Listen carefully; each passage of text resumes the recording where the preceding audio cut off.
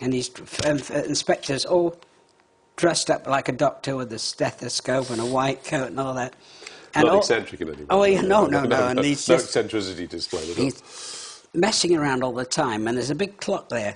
Now, by the union rules in America, and I think it's the same here, 3-hour session. Then you go into overtime. It goes click. They're all watching the clock. And they're all watching, and they're any thinking, minute now. oh, yeah, we're going into overtime. And then he says, right, one more take. And he finished that take 1 minute before he said, right, that's it. And yeah, because he ain't paying nobody. No. That. I mean, so... So, and then it's back to... Springsteen had to go off somewhere. And then I went up to Phil's mansion, and that's where all the madness took place for 2 weeks. The thing that I noticed is when you asked him a question, there was this... Oh, definitely. The silence. Yeah. And suddenly this voice comes on, just like Al Pacino in a funny kind of way. Are you taping this? Or something. I immediately went stiffened up like this, because the gravity, the sort of gravity with him. Well, I think what he was doing, he was mulling over what he was going to say. I mean, he's a very, very bright individual. Yes, I gathered that. Like that. Because there were other times we'd go out for a meal somewhere with all his bodyguards armed to the teeth, clear half the restaurant. And he'd be talking about... He was obsessed with Lenny Bruce and the injustice that had gone. Yeah, rightly so. But he's got hours and hours of tapes. And also he's got tapes of... He was a big friend with Bela Lugosi. Wow. And Stan Laurel. And he has a couch in his lounge with 3 cushions on it with their images. Really? Yeah, and apparently he'd get them all up at the same time and run tapes, and they'd spend a whole evening just reminiscing or discussing. Seriously? Yeah. Wow. Discussing things that they'd seen on TV and that. I mean, you couldn't get 3 more different... Stan Laurels, Bela Lugosi, and... Lenny Bruce was, for me, was fantastic. And, Bela Lugosi just frightened the life out of me. Oh, yeah. It was as simple as that. Well, Lugosi was buried in his Dracula outfit. Oh, no, seriously? Yeah, and I know Phil paid for Lenny Bruce's funeral, and I think he also paid for Bela Lugosi's funeral as well. And he was very, very upset that those photographs of Lenny Bruce laying dead on the floor were leaked to the press because apparently, well, according to Phil, he went to the police department and bought them up to stop them being published. Yeah, which a good friend would do. Yeah. A good friend would do, no question Yeah. about it. But, I mean, the thing is, one night, I mean, there was nothing... And you were there for a while, a couple of weeks. A couple of weeks. And every day he was offering me a job to go and work for him. He wanted me, which in one way I would have liked, but I couldn't deal with all the madness that would go on, For instance... You worried it might accelerate, you mean? Oh, yeah. Well, I mean, it's like you and I sat here and Phil would say, I'm just going to take a leak. All right, Phil. No, it'll be about 10 o'clock at night. And he's sitting there. There's no TV on or anything like that. And 3 hours later, you've been sat there 3 hours all on your own, just watching the goldfish in the big bowl. Yeah.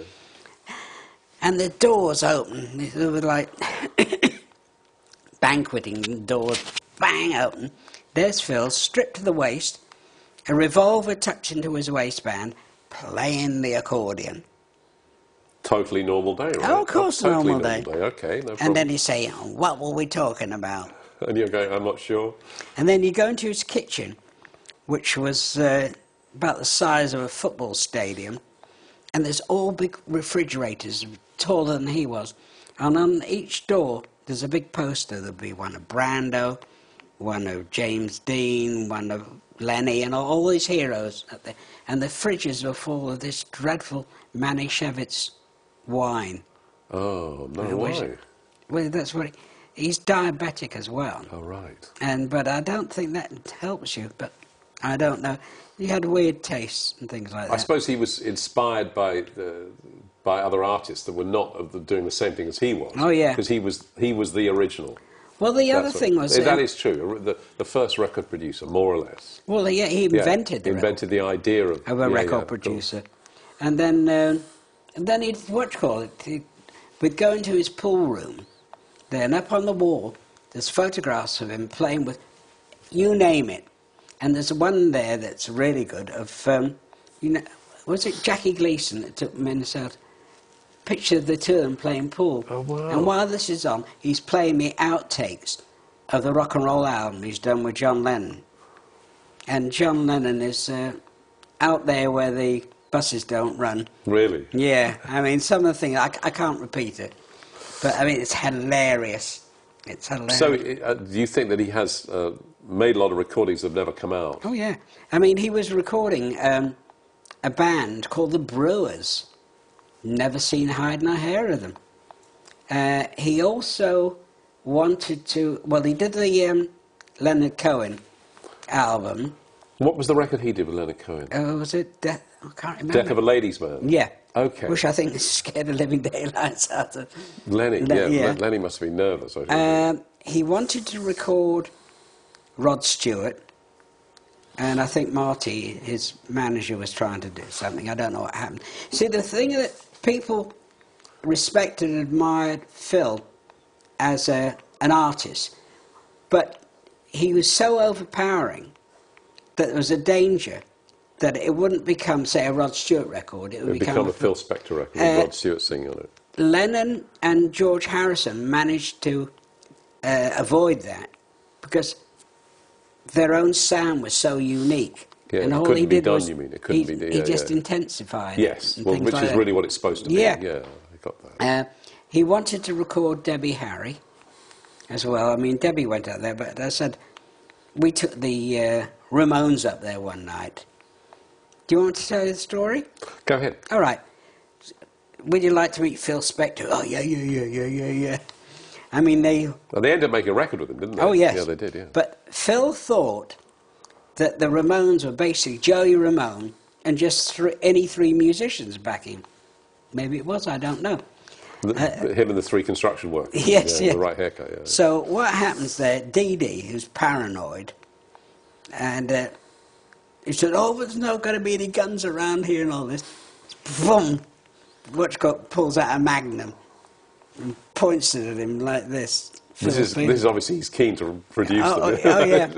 And then he turns around to them and he says, do you know how many records you've sold? No. Hold on a minute.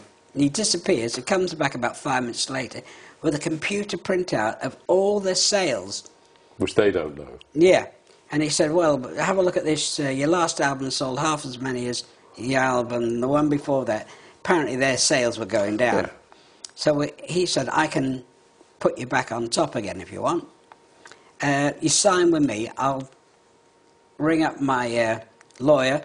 He'll be round in an hour with a suitcase with $150,000 in cash. And they look at him and they say, because I knew the Ramones, and they said, what shall we do? I said, don't ask me, it's your business.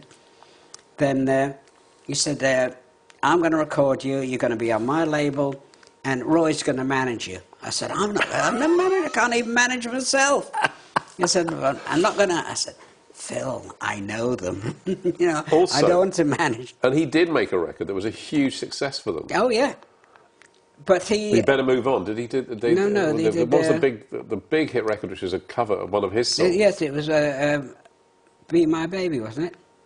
Not Rock and Roll High School. No, that was another... That was a film. Ramones. Anyway, what happened was he thought... He just wanted to record Joey. Yeah. And that. And then he was saying to me, are the other three any good? I said, well, you've obviously never seen them live. I said, it's a package. Like that. And but I think he'd lose interest in things. I mean, most of his career, it was always singles that led albums.